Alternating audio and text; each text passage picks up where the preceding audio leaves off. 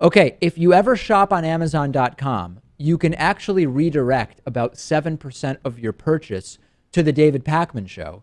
If you sign up, or rather, if you go to davidpakman.com/Amazon before you shop, it'll redirect you to Amazon, and voila, anything you buy will send us a little kickback. Someone in our audience, Lewis, over the weekend purchased a five-pound bag or package of jelly beans, and this really brought back memories to me. I remember being a kid.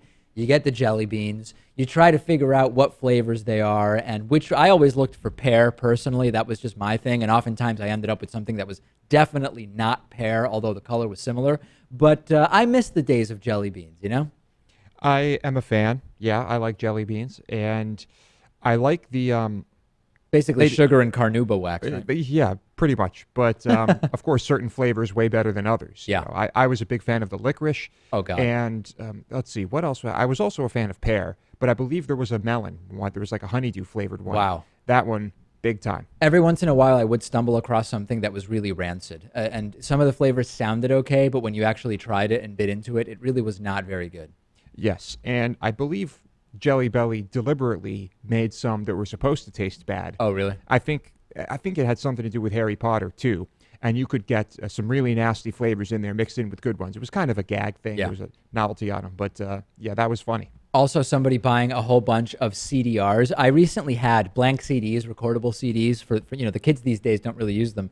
I've had like 200 blank CDs just sitting, and I've had them for like 8 years. And recently, when I moved to Boston, I finally said, "Hold on a second.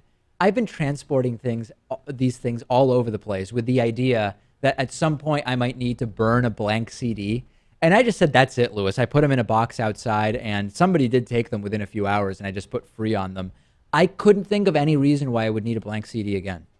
Well, I suppose you might have a car that it's unlikely, but cars now that might not have auxiliary ports or USB ports, and you might have to do it the old-fashioned way. Of course, when I had my first car, the old-fashioned way was a tape deck. Right. And I had to, you could finagle all sorts of things with those tape adapters. Yeah. And I don't know if many people listening might not have ever even seen one of those adapters before. It's basically something the shape of a cassette, which has a cable coming out of it, which you connect to your CD player. So basically, you can take a CD and play it through an adapter in your tape deck in the car. Yeah. And it was a absolutely compelling contraption. So anyway, the takeaway is, if you ever shop on Amazon, support us by going to davidpakman.com/Amazon.